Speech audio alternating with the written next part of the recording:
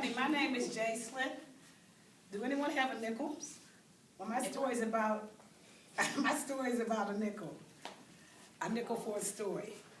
Every Saturday, my grandparents would come and visit us on the weekends, and we would be outside playing. And when we would see them, we would holler, "Oh, there go Grandma, and there go Papa." So we would run up to them, and then we would go in the house. And my grandfather would play with us every week, and he'd spend a lot of time with us, whatever. And then me and my siblings would come around him and different things, and then he would do some magic for us. He would do this one little thing for us, and my brother and sisters and them thought it was magic, but I knew differently, He would put some tissue on his 2 index fingers, and he would say 2 little blackbirds sitting on the fence. One named Jack and one named Jill. Fly away, Jack. Fly away, Jill. Come back, Jack. Come back, Jill. And my brother and sister would be so happy. They said, Papa, do some more magic. He said, no, I don't have time for that. I want to go talk to your mother and your grandmother. So he gave us all our little nickels and whatever. So then we got the nickel. So he gave us the nickels. And my brother and sister then would say, Sister, would you tell us a story? I said, I'll tell you a story if you give me your nickels. And so he said, okay. So we would run up to the attic, and we would get all our old blankets and stuff, and we'd make a little tent. And then we would run back downstairs to gather something for snacks. And so once we got up there and we got situated, I would cut out the light. And so we'd be all in the tent. We have our little popcorn and everything, and they'd be all excited. I said, what kind of story y'all want? He said, tell us a scary story, that one you always tell us. I said, okay, I'll tell you about the witch. So once upon a time, there was this witch, and she lived on this hill.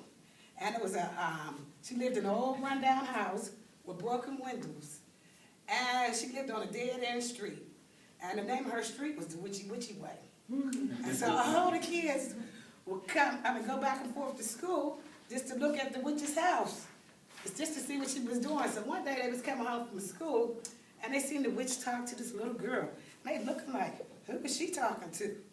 And they, so the little girl and the witch was just talking with her. So the kids started gathering up some rocks and stuff. They was going to throw it at the witch because they said she was mean. And they thought the witch had caught this little girl while she was coming home from school.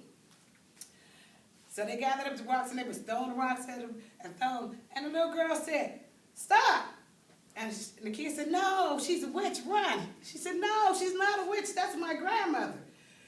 And they said, no, she's a witch. She lived on Witchy Way, and she lived in this old raggedy house ran down. How could that be your grandmother? And then the little girl said, well, my parents is away, and they left me with my grandmother. And she's not no witch. She stepped up to them, and she said, she's not no witch. So all the kids backed down, and they were just looking at her, whatever. And so meanwhile, the grandmother had went in the house to get a platter of cookies for the kids. And so the kids was talking and playing with her granddaughter. So what they say, you can't judge a book by its cover. Do anybody want to bite? Okay, so after I finished telling them the story, they said, sister, would you tell us another story? I said, no, because y'all don't have no more nickels. So I can't tell y'all no more story. So we went downstairs. We cleaned up and went downstairs and everything. And so I said, Mother, can we go to the store? She said, yeah. So I went to the store with the 25 cents I got off my sisters, and I bought a big bag of penny candy. And I sat and shared them with them that day. And that day I was a big sister. Do anybody have a nickel for another story? I have.